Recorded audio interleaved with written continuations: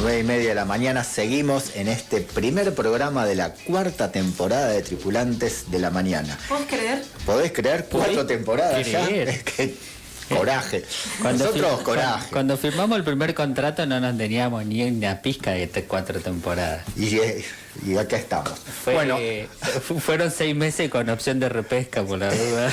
Por la duda. Ya sabes, Amá. Es Acá así. 4 o nada. Exactamente. Y ahora, este bloque con Horacio Catena, secretario general del SUTEF. Buenos días, Horacio, ¿cómo te va? Hola, buenos días. Felicitaciones por el inicio de la 4ª temporada. Muchísimas ¿Vos gracias, muy amable. Sí, lo podemos creer, sí. Vamos por muchas ¿Nos temporadas tenías más. fe? Sí, claro, siempre, bien. desde el inicio. Muy bien. Aparte han incorporado el año ¿Viste? pasado una compañera, este año otra, y van con los columnistas, y no, muy bien, muy bien. Estamos en esa. ¿Te gusta la nueva disposición de mesa o...? Sí, me gusta. ¿Sí? Parece más agradable. No sé si cambió mucho, pero siempre la renovación te trae algo. En cambio de aire. Está bueno.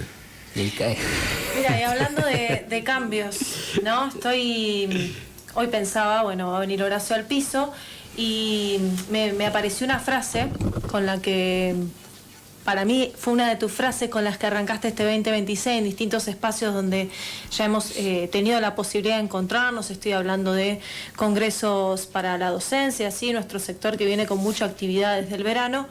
Y vos lo que planteaste y dijiste fue: el mundo es distinto al del 2025, ¿no? Este 2026 nos encuentra de otra manera. Sí, a ver, no dije nada original, digamos, sí una descripción de lo que está pasando en el mundo. Es decir, me parece que además ha conmovido y sigue conmoviendo a gran parte de la humanidad, y que sobre todo por darse en Occidente y por darse en nuestra América, lo tratamos cotidianamente, ¿no? O sea, yo creo que el hecho ocurrido en Venezuela el 3 de enero, con el secuestro el secuestro por parte de los Estados Unidos, anunciado, propagandizado como un secuestro, ¿no? Que bueno, rompe una larga tradición del derecho internacional, que bueno, eso ha cambiado, pero lo que ha cambiado, porque no es que nunca se ha hecho eso, podemos hablar, me decían, bueno, pero te dirán Noriega, aquellos te dirán Saddam, ¿no? Pero siempre se usaron excusas, ¿no? En nombre de la libertad y la democracia. Sí, o la producción de armas atómicas en Irak, ¿no? Pero acá directamente dijeron, nosotros necesitamos el petróleo, necesitamos... Bueno, se han financiado golpes de Estado a Evo y a Linera en Bolivia, la Laufer en Brasil con Dilma y con Lula, es decir... Acá han actuado directamente en las elecciones del año pasado diciendo, bueno, si no gana este candidato no hay un peso y que se vaya todo al demonio, pero eran todas, digamos, formas encubiertas. Acá ya hay una decisión de que si hay algún tipo de riesgo de peligro por parte del... Yo le digo la trilogía de la muerte, ¿no? Para esa trilogía que son Israel, Estados Unidos e Inglaterra, también con otros aliados internacionales, pero esos son el núcleo duro, vamos a decirlo así. Ellos van, ocupan y no tienen ningún empacho en usar todos los medios que tienen que usar. En este caso fue el militar. Algunos me podrán decir, bueno, Palestina, sí, efectivamente, Palestina, África, Sudáfrica, hay digamos, infinidad de ejemplos, pero el de Venezuela en particular inaugura un periodo nuevo, eso dicho por todo el mundo. Al mismo tiempo, eso como no puede pasar de otra manera, fractura las sociedades. No hay una posibilidad de diálogo en ese tipo de cosas, porque estás a favor o estás en contra, No hay un término medio, no es, bueno, me parece, no, ¿estás a favor o estás en contra de que el problema de los venezolanos lo resuelvan los venezolanos? No una potencia extranjera en nombre de la libertad, que al otro día ya se vio, ya dijo, veremos, sigue la presidenta que está, vamos con las empresas, y el problema de la democracia en Venezuela sigue siendo el mismo problema. Liberan, ¿cómo es? Liberan presos políticos, y en el mismo periodo que liberan presos políticos se empieza a mostrar con crudeza la crisis que corroe, que carcome los Estados Unidos, y que sacan otra medida, ¿no? Que eso hay que verlo muy bien, porque, bueno, obviamente que acá se copia todo y rápido y mal. Largaron el ICE con detenciones ilegales, con asesinatos, con, digamos, con secuestro, persecución, y eso inaugura un nuevo momento en el mundo, digamos, porque pasa en otros países, sí, seguramente pasa, pero esta es la principal potencia imperialista del mundo, que es el modelo de democracia occidental. Entonces, eso también dio muestra de cómo respondieron las superpotencias opositoras. En el caso de China, Rusia, ¿no?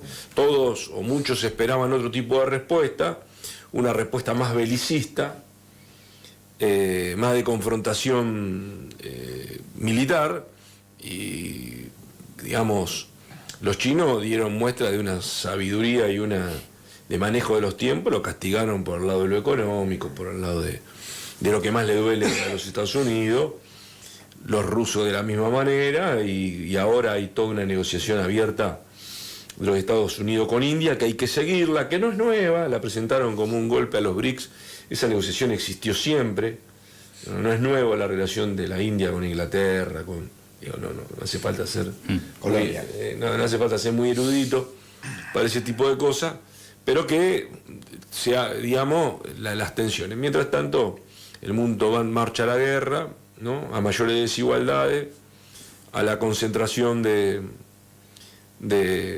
mayores riquezas en menor cantidad de manos, y aparece un tema que es muy importante para mí, este tema que tiene que ver con lo de Tierra del Fuego, con lo de nuestra provincia, porque siempre el problema de la soberanía es económico. O sea, nosotros cuando decimos que el problema del puerto, la base militar, una cantidad de cosas es un problema de soberanía, muchas veces piensan que, no sé, la soberanía es que flamee la bandera o un control militar. No, el problema de la soberanía es un problema centralmente económico. Te diría más, los incendios de la Patagonia es un problema de soberanía, porque están todas las sospechas de que son... están todos los buitres dando vueltas. Que, digamos, yo digo, están todas las sospechas porque estoy al aire y me puedo ganar alguna denuncia innecesaria por ahora, claro. Pero están todas las sospechas que son incendios intencionados y en una zona limítrofe. ¿Y para qué es eso? Para la venta de tierra, ¿no? ¿Y qué hay ahí? ¿Hay un problema de soberanía o un problema con Lewis? ¿Qué es? ¿Es un problema inmobiliario? ¿Es un problema de dominio? No, es un problema de soberanía, porque controla una parte del territorio de tu país. Entonces, el problema de la soberanía siempre es un problema ligado a lo económico. Entonces, cuando hablamos de problema de la provincia, obviamente que cuando hablas de soberanía estás hablando de un problema económico. Mencionabas que se produce una fractura social porque estás de acuerdo o no estás de acuerdo cuando tomás el ejemplo del caso de Venezuela. Lamentablemente para nuestro país nos tocó que el posicionamiento que toma nuestro presidente no es llamativo ya para esta altura en lo que viene siendo estos 2 años de mandato. No nos sorprende tampoco de qué lado se posiciona en esa cuestión geopolítica, y llevándolo ya quizás a, como vos mencionabas, la provincia, en el medio, en ese alineamiento que él tiene con su posicionamiento a favor de lo que son las políticas que lleva adelante Estados Unidos, la intervención del puerto se presenta como justamente un claro ejemplo ligado, ¿no?, a ese tipo de movimientos. No, justamente un ámbito nuevo que no existía era este ¿cómo se llama? Consejo de la Paz Claro. de Trump, que todos para ingresar tenían que ingresar con $1.000 millones. Toca la puerta. Claro, con un aporte de $1.000 millones. La Argentina fue la primera en firmar esto, pero no fue que fue con los $1.000 millones. Se sospecha que es el cambio por el puerto de Ushuaia. Sí, el puerto de Ushuaia o los negocios vinculados al puerto de Ushuaia, porque hay dos cosas quiero decir. Primero, que es cierto que la posición de Milei en la Argentina es la más brutal, pero el silencio de la, en teoría, oposición política por los problemas de la democracia en Venezuela, o la forma, o una cantidad de cosas, digamos, hace que haya una mayoría. O sea, es bueno reconocer cuando uno está en minoría. Estamos en minoría con la posición soberana que el pueblo de Venezuela resuelva los problemas de Venezuela. Porque si hay falta de democracia, entonces interviene en Venezuela. Hay falta de democracia y quieren intervenir Cuba. ¿Y en China? ¿Cómo es? No, van a... ¿Y por qué no invadir China? Claro.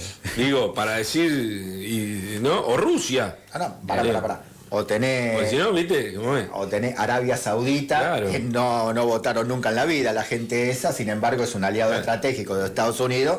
Entonces, digo, pero eso para el gran público, para el que no le gusta la discusión más fina y todo lo demás, y bueno, pero se afanaban todos. No sé, yo la verdad que me tocó ir a Venezuela estando Hugo Chávez en vida, estuve en un encuentro de una semana de distinto tipo, y fue el año donde la UNESCO declaró zona libre de analfabetismo a Venezuela. Me estuve en el Tesa Carreño escuchando a Chávez y yo vi un tipo de Venezuela. No sé qué pasó en Venezuela todos estos años, más allá de lo que leo, de lo que me informo o de las distintas cosas. Lo que está claro es que no lo puede resolver Estados Unidos. Estados Unidos no va a resolver ningún problema de los venezolanos, si no puede resolver los problemas de los estadounidenses. Digamos, no puede resolver el problema del fentanilo, no puede resolver el problema de la renta, no puede resolver el problema de la vivienda. O sea, es una sociedad tan desigual, Estados Unidos, tan desigual, que los migrantes tienen que ir a trabajar ilegales para poder tener remesas. O sea, eso es una desigualdad tremenda. Pero es presentada como el sueño americano y todo lo demás. El que entró ilegal se mantiene bajo el radar para ver si, bueno, si puede quedarse, cómo puede hacer. Entonces, no estoy reivindicando ninguna otra forma de democracia y de gobierno. Estoy diciendo que eso es un tema cotidiano. ¿Por qué lo pongo ahora en nuestra organización sindical y todo lo demás? Porque lo que hay en discusión en la sociedad es cuál es la forma de participación en la vida de un país que le garantice determinadas cuestiones. No importa si es más de derecha o más de izquierda. Fíjense ayer se dieron dos elecciones muy importantes con dos resultados completamente opuestos. En Portugal la izquierda gana por paliza, 67%, ¿no? Histórico, y en Japón la ultraderecha, con un discurso radicalizado de derecha, gana. Entonces, digo, la sociedad, eso que le llamamos tiempo liminar, eso que llamamos el tiempo de búsqueda, bueno, eso es lo que pasa en Argentina también, lo que pasa en toda nuestra América, que pasa en todos lados. La sociedad está buscando un modo de participación política que dé respuesta a las condiciones materiales de vida, las más elementales, y además algún viso hacia dónde vamos en el futuro.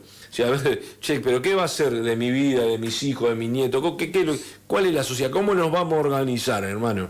Organicémonos un poquito porque esto, digamos, no va así. Bueno, la Argentina, lamentablemente, por ahora, no se escucha un discurso, ni en el oficialismo no lo vamos a esperar, en la oposición, radicalizado. Te diría que ni siquiera en las fuerzas que se autodenominan de izquierda. La izquierda parlamentaria, la izquierda trotskista, la izquierda del PIB, no tiene un discurso radicalizado en términos de decir concretamente cómo va a resolver el problema de la desocupación, cómo va a resolver el problema de la tenencia de la tierra. Tiene consignas, seguramente tienen programa, no estoy hablando mal de los compañeros y las compañeras de esa fuerza, porque tampoco viene al caso y nada más, pero digo, como hecho público, como hecho potente público, los temas más fuertes, y nosotros creemos que hay que radicalizar ese discurso, decir, bueno, mire, ¿sabe cómo vamos a resolver el problema de la tierra, repartiendo la tierra entre quienes la quieran trabajar. Podés empezar por la tierra ociosa estatal, que en la provincia es un montón, en la provincia, que se la van repartiendo una legislatura por debajo del radar desde hace muchos años. Y en la Argentina también tiene tierra ociosa para poder poner en producción, pero al mismo tiempo tiene que resolver qué va a hacer con la extranjerización de la tierra, otra porción, para poder discutir, pero porque parece que del problema de la tierra no se habla porque parece un tema del pasado.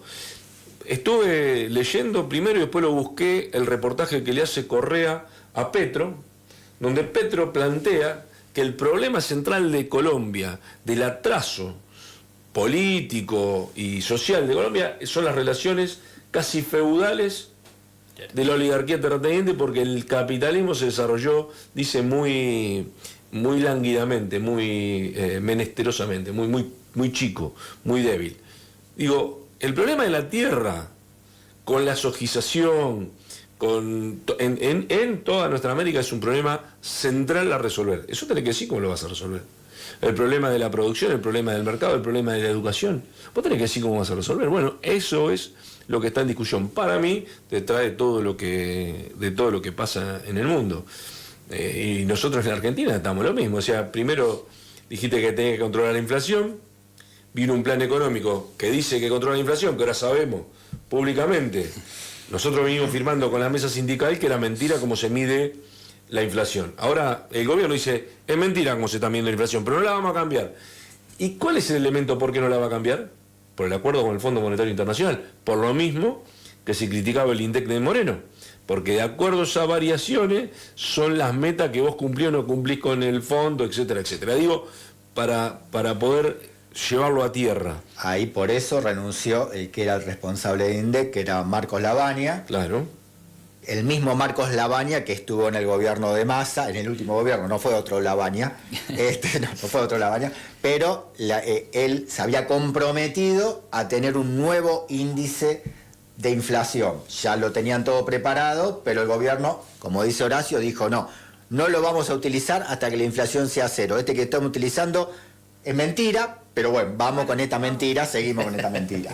Exactamente. Entonces vos ahí tenés un tema que no resolvió el problema de la inflación, pero destruyó la creación de empleo. Y entonces ahora eso también es un debate de masas en la gente. Y ahora dice que el problema de la resolución del problema de empleo va a ser con la reforma laboral. O sea, primero te quitaron la posibilidad de planificar tu vida, y ahora te quieren quitar la posibilidad de la protección social del derecho laboral para decir que van a generar empleo. Bueno, nada, me parece que ahí también hay un debate por dar, porque se han multiplicado a lo que ellos llamaban cucas, planero, etcétera, etcétera, se han multiplicado las diversas asistencias sociales, nada más que ahora se hacen a través de las iglesias pentecostales, básicamente, que pareciera que eso tiene un viso de mayor transparencia. Ahora tenés un problema de destrucción de empleo. Y en ese bolonqui estamos. De hecho, mañana se marcha a Rosario, el miércoles paro de la CTA en todo el país, con algunos otros gremios como la UON, como aceiteros, como ATE está dentro de la CTA. Así que, bueno, en ese bolonqui internacional y nacional estamos, pero siempre es importante que veamos el contexto en el que nos movemos, porque hace pocos días se daban informes, incluso ayer la veía a la inefable Lemoine, viendo el tema de frontera, hablando del tema de frontera, que cientos o miles de argentinos migran a Brasil, inédito. Migran a Brasil por trabajo, porque el salario brasilero es mejor que el salario argentino, inédito. Digo, para ponerlo, ni hablar de los que van de los pueblos limítrofes que van a comprar Paraguay, o cuando hacemos las excursiones de compra a Punta Arenas, ¿no? O los mendocinos que cruzan y mendocinas que cruzan a comprar a Chile. Bueno, ahí estamos, en esa Argentina estamos viviendo. En esta Argentina estamos viviendo, bueno, en esta provincia también, teniendo en cuenta, bueno, creo que es un primer pantallazo de todo lo que vamos a seguir hablando con vos a lo largo de este año. También se da lo que es el inicio en breve de la actividad para la docencia en Tierra del Fuego y, bueno, tener que convivir también, ¿no?, con toda esta realidad, con toda esta información. Está previsto para, bueno, ahora en breves minutos más, después de que salgamos del programa, un Congreso Provincial de Delegados y Delegadas, justamente para poder informar, ¿no?, a las compañeras y compañeros cuál es el panorama para la docencia. Invitarte a quizás a cerrar con ese tema, a poder compartir también a la audiencia de Fueguina cuál es la situación en estos momentos, bueno, también teniendo en cuenta que la paritaria que estaba prevista que sucediera en el mes de enero todavía brilla por su ausencia. Bueno, como lo planteas, había un compromiso del gobierno de liquidar el 2% que nos adeudaba del mes de julio con el mes de diciembre y enero. No sucedió, a pesar de que era una cifra muy pequeña, muy minúscula. Era nuestra plata. Lo denunciamos, hicimos todo lo que teníamos que hacer. En el primer día hábil de la segunda quincena, al ver que no había convocatoria para esa quincena, hicimos el pedido al Ministerio de Trabajo y al Ministerio de Educación de la convocatoria paritaria tal como había quedado planteado por parte de ellos, que en la segunda quincena de enero iba a haber paritarias.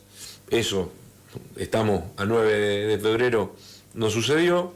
Estamos a 2 días de la presentación de la masa docente a sus puestos de trabajo, así que ahora a las 10 de la mañana discutiremos con nuestros compañeros y compañeras. Nosotros traemos propuestas de qué hacer a partir del miércoles, teniendo en cuenta que se arranca con un paro nacional de la central en la que estamos. Obviamente que la adhesión al paro nacional se descarta que va a estar, pero además de eso tenemos que resolver el problema de la paritaria, porque el inicio está al 24 de febrero por ahora. Es decir, entre la presentación y el inicio, si sacamos el paro nacional te quedan 6 días hábiles. Es decir, si vos decís, mira, el paro nacional va a impactar, o si de alguna manera va a impactar, te quedan 6 días hábiles. Y en esos 6 días hábiles todavía no tenemos convocatoria paritaria. En el medio tenemos la situación de la obra social, de la cual hemos hecho una salida en vivo la semana pasada, pero que eso va a traer mucha discusión política para los próximos meses, porque ahí tenés un problema que para nosotros es central, que por eso lo empezamos a tratar como seguridad social, tanto la caja como la obra social, que tiene que ver con los salarios, y si tiene que ver con los salarios, tiene que ver con las jubilaciones, y sobre todo, qué política de salud pública tenés para poder confrontar, enfrentar o compensar el efecto que tiene la educación, la salud privada. En el medio tenés el arranque del año con un proceso de transformación educativa en marcha, en todo el país. Nosotros también estuvimos reunidos con secretarios generales durante las vacaciones, viendo cómo venían las situaciones del país, porque, digamos, la verdad que no, creo que cortábamos una semana, porque no podés cortar, porque para ver cómo vienen las reformas tenés que dedicarle tiempo, bueno, cómo la están haciendo en determinados niveles y modalidades. Nos reunimos prácticamente con todos los secretarios generales del país, viendo estos temas, porque se va aplicando despareja, pero en todos lados con bastante ajuste. Algunos ya son ajustes muy importantes, no solo en lo salarial, sino en los cierres de cursos, en los cierres de grado, en los cierres de secciones, ¿no? Y donde no hay de ese tipo de ajuste, no hay recurso humano para poder compensar las situaciones que tenés en la institución. Así que ese es el inicio. Nosotros, obviamente que creemos que hay que discutir a fondo, porque es la parte del año donde se discute el salario centralmente. Entonces, obviamente que para nosotros no mediar una propuesta como corresponde, como que vaya al encuentro de la necesidad que tiene la docencia, hay que ir a un nuevo inicio importante. Después la docencia definirá el modo, porque a su vez en este momento se le puede explicar a la sociedad que el gobierno puede, en el caso de que vayamos a un conflicto prolongado, reprogramar el ciclo lectivo y que en todo caso no impacte en la comunidad educativa. Pero lo que no podemos es, en base al conflicto del año pasado, que sabemos lo que hizo el gobierno y por eso también lo hemos reclamado, que son los descuentos ilegales, arbitrarios, abusivos, desproporcionados en una parte muy importante del sector docente, que lo hace para amedrentar, para usar como ejemplo para que nadie pueda animarse a parar. Entonces, si vos querés ir a un conflicto, en caso de que no aparezca una propuesta que ponga en discusión eso, vas a tener que ir a un conflicto, una confrontación muy fuerte, para que el cierre de ese conflicto incluya el no descuento de los días de paro.